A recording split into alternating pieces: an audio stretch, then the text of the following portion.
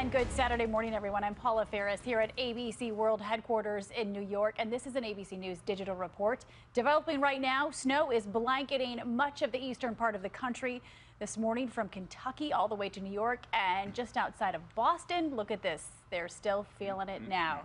That nor'easter on the move this morning with yet another storm system right behind it. ABC's senior meteorologist Rob Marciano is here tracking it all for us this morning. Hey, Paul, you know, compared to last year, this is small potatoes, really, but we haven't seen much in the way of snow and a lot of cold this year. So even though it's just, about a half a foot in many spots, that seems like a really big deal.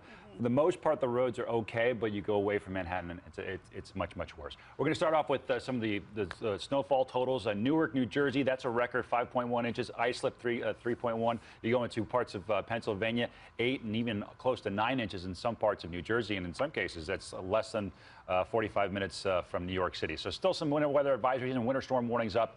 But as you showed that picture in Boston, that's where really the heaviest snow is going to be. Here's how the rest of the storm wraps up for the rest of the day. Watch the temperatures in New York and Hartford. They do climb a little bit above freezing, so that's good news. And Boston will be slightly above freezing, but just west of Boston and northwest, that's where you'll see a number more inches of snowfall begin to pile up, and some wind as well today. Additional snowfall. We're wrapping things up across the New York tri-state area, but Bridgeport, New Haven, Connecticut, Hartford, Providence, Springfield, Massachusetts, and through Boston, you'll see another several more inches, and then the coastal parts of New Hampshire and Maine, we'll see maybe 6 to 10 inches of snowfall, so we'll take it. Yeah, pink is the heaviest snowfall there. And you say this is just the beginning? There's another storm brewing? There is another storm coming, and this next one that's coming through looks to be much colder, so it will be all snow. Hopefully, though, it moves quickly. We started off across the northern tier and in through Minneapolis overnight tonight and through tomorrow morning, and then by tomorrow morning, it's in through Chicago.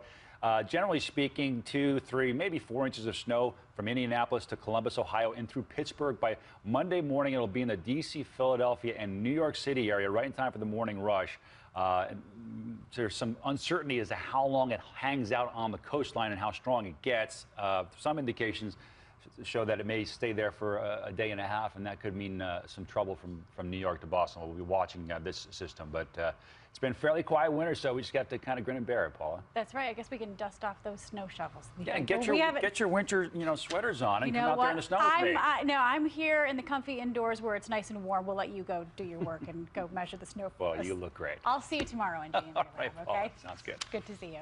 And now to that scandal. We're talking about Deflategate, which is casting a shadow over the upcoming Super Bowl. The ball is in the NFL's court, and the league finally revealing what's been uncovered so far, but no word on when the investigation will be completed or if it'll happen before the big game is played next Sunday.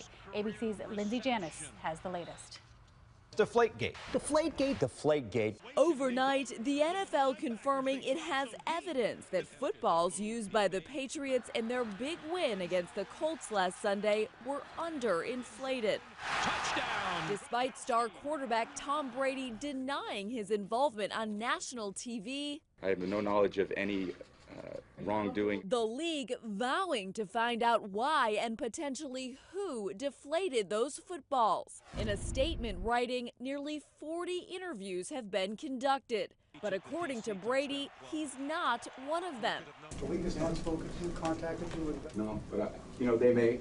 Our sister network ESPN reporting as of Friday afternoon, none of the players had been questioned.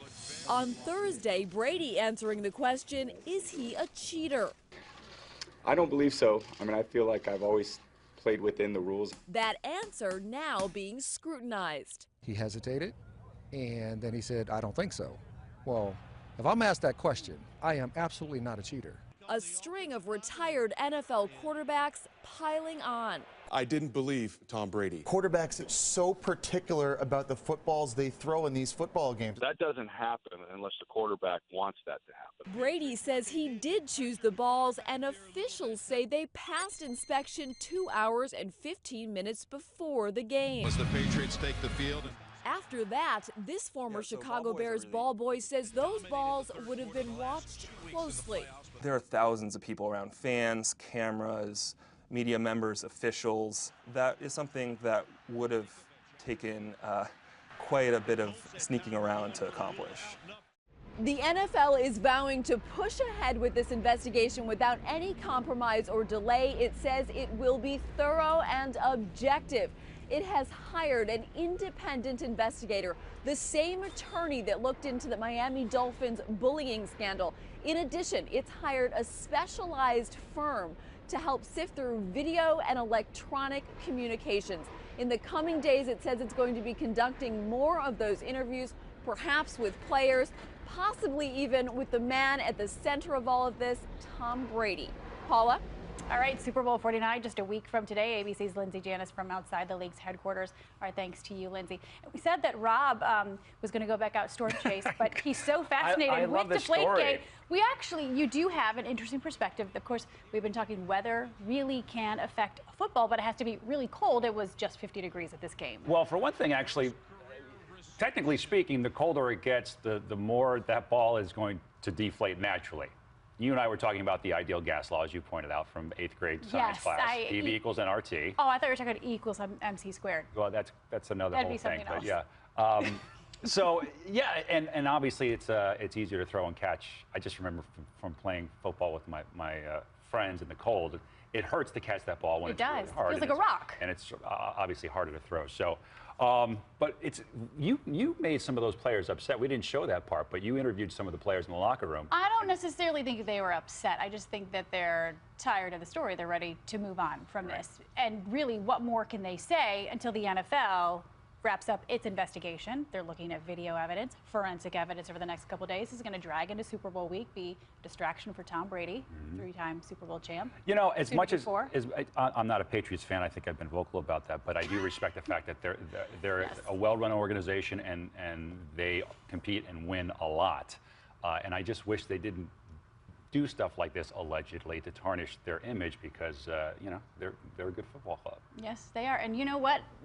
These balls, the footballs rather, were deflated in the first half, but the second half of the game, when they outscored them 28-0, they were playing with the regulation football. So it was kind of, in their minds, it was much ado. But the story not going away, it's probably going to overshadow a lot of the storylines, the normal storylines out of Super Bowl week. The Pro Bowl is tomorrow, so we'll be watching that very carefully. The Pro Bowl. Yes. Who's talking about that, right? Okay. Go back outside. Okay, I'll go back outside. Could you please dress up for us next time you come in here? Jeez, Rob Marciano. Have a good day. Good to see you. And be sure to stay tuned to abcnews.com throughout the day for the latest updates on these and the other top stories. And later on World News Tonight, you'll probably see Rob again, right? Thanks for watching this ABC News Digital Report, everyone. I'm Paula Ferris. Enjoy your Saturday. Stay warm.